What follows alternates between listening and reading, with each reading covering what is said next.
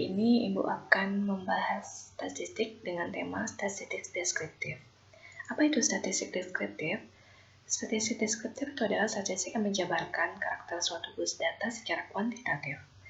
Dan dalam suatu data itu ada bersifat kualitatif dan kuantitatif. Khusus untuk deskriptif ini datanya bersifat kuantitatif. Nah, statistik deskriptif tidak sama dengan statistik inferensia, di mana dia hanya bertujuan untuk meringkas suatu data dan bukan untuk menyimpulkan atau menarik kesimpulan untuk populasi yang lebih besar. Yang menarik kesimpulan untuk populasi lebih besar itu adalah fungsi dari statistik inferensia. Namun jika statistik deskriptifnya tidak ada, maka statistik inferensia itu tidak bisa dilakukan. Sehingga deskriptif ini sangat berperan penting dalam statistik inferensia.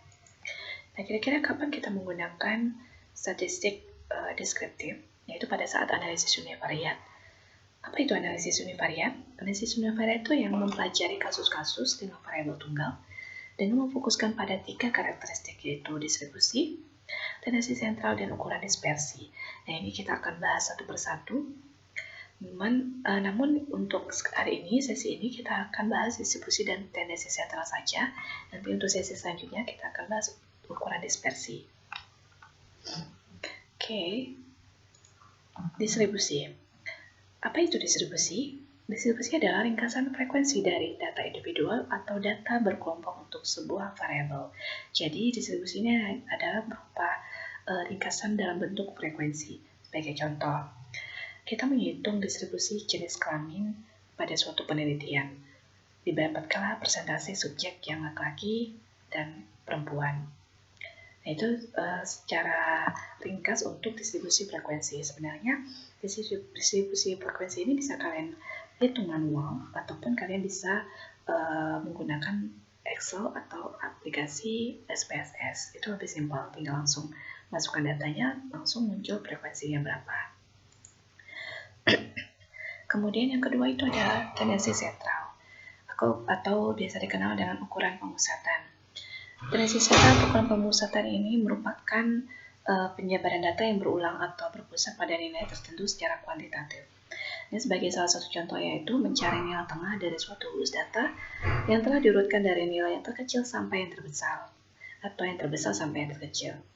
Nanti akan dijelaskan satu-satu apa jenis tendensi sentral. Nah, ada 3 jenis tendensi sentral yaitu rata-rata, median, dan modus. Kita akan bahas satu-satu sampai bagaimana cara perhitungannya. Oke, kita bahas untuk rata-rata. Nah, rata-rata itu sepertinya sudah sering kalian lakukan ya di kehidupan sehari-hari maupun di dalam perkuliahan. Nah, sebenarnya simpel untuk data yang tidak dikelompokkan. Itu artinya kita jumlahkan dulu semua nilai dalam pengamatan dibagi dengan banyaknya pengamatan. Ini contoh untuk umur dari 26 sampai 95. Gampang ya, kita jumlahkan aja 26 tambah 37 tambah seterus sampai 95, dapatlah 1014. Kemudian kita dibagi dengan 15, itu adalah banyaknya pengamatan, dapatkan hasil 67,6. Nah, bagaimana untuk data yang dikelompokkan? Bagaimana perhitungannya? Sebenarnya sama dengan data yang tidak dikelompokkan, cuman dia ada rumus tersendiri ya, berupa interval ya. Nah, ini contoh untuk data yang dikelompokkan. Nah, ini sebenarnya biasanya sudah diketahui sebelumnya, ada interval sama frekuensi. Yang kita cari itu adalah nilai tengah sama frekuensi nilai tengah. Nilai tengah ini kita dapatkan dari 11 tambah 30 dibagi 2, dapatlah 20,5. Nah, kalau untuk frekuensi nilai tengah itu tinggal kita kalikan saja frekuensi dikali dengan nilai tengah, dan seterusnya. Kemudian dari frekuensi nilai tengah ini kita jumlahkan totalnya berapa, jadi 1007,5. Nah, dari jumlah total ini kita bagi dengan 15, artinya jumlah pengamatannya. Dapatlah 67,17. Oke. Kemudian nilai tengah atau median.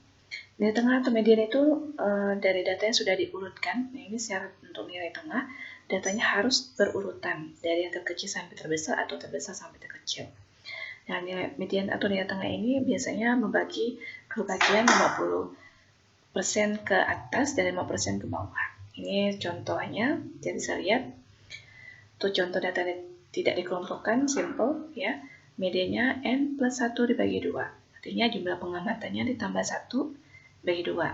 Jika tadi jumlah pengamatan 15, maka 15 tambah 1 dibagi 2 itu 8. Artinya urutan yang ke-8.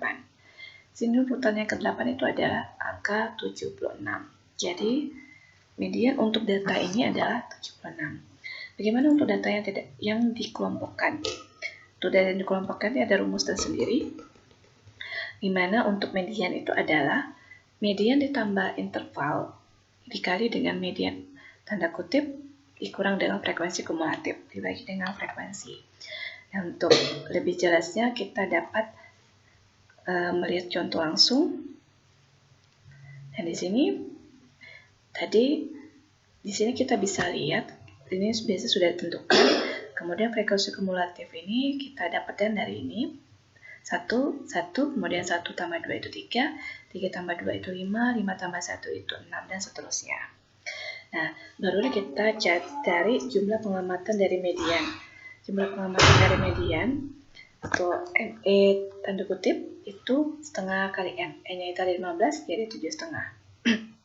Kemudian nilai median 7,5 itu berarti antara 7 dengan 8. Kemudian nilai median sebelum median tercapai itu adalah ini. Ini kan median ini, maka sebelum tercapai itu adalah 60. Intervalnya kita hitung 51 sampai dengan 60 itu berapa? 51, 52, 53, 54 sampai 60 itu dapatnya 10. Oke. Nah, kemudian frekuensi kumulatif kelas sebelum median. Artinya mediannya kan ini. Maka sebelum median itu adalah 6.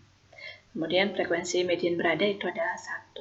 Tinggal kita masukkan ke dalam rumus, dapatlah 75. Jadi median untuk data yang dikelompokkan ini adalah 75. Oke, terakhir adalah modus. Modus itu nilai yang paling sering muncul dalam suatu data. Untuk data yang tidak dikelompokkan itu simpel sekali. Kita tinggal cari angka mana yang paling banyak muncul. Dan di sini angka yang paling banyak muncul adalah 83. Sehingga mediannya adalah 83. Kemudian untuk data yang dikelompokkan bagaimana?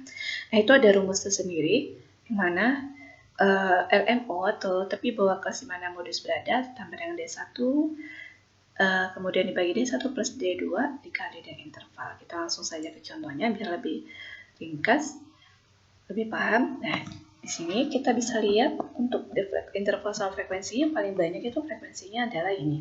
Ya, jadi ini modusnya berada. Berarti LMO-nya berapa? LMO itu kan tepi bawah kelas di mana modus berada. Nah, modus berada ini kan ini. Tepi bawahnya berapa? Oh, yang paling bawah itu adalah 81. Kemudian ada satu sesi antara frekuensi kelas modus dengan kelas tepat di bawahnya. Artinya sebelum modus itu muncul, yaitu angka 1. Kemudian D2 itu setelah modus itu muncul. Jadi D1 itu tinggal kita kurangkan 3 dikurang 1, kemudian D2 itu 3 dikurang 2. Dapatlah sekian. Intervalnya sama seperti yang tadi cara hitungnya. Setelah itu baru kita masukkan ke dalam rumus semuanya. Sehingga didapatkan adalah untuk modusnya itu adalah 84,3. Oke, demikian topik yang Ibu sampaikan untuk sesi pertama ini. Semoga apa yang Ibu sampaikan bermanfaat untuk kalian semua. Dan semoga kalian paham semua ya. Demikian hal yang dapat Ibu sampaikan. Lebih kurangnya Ibu mohon maaf. Wassalamualaikum warahmatullahi wabarakatuh. Selamat sore.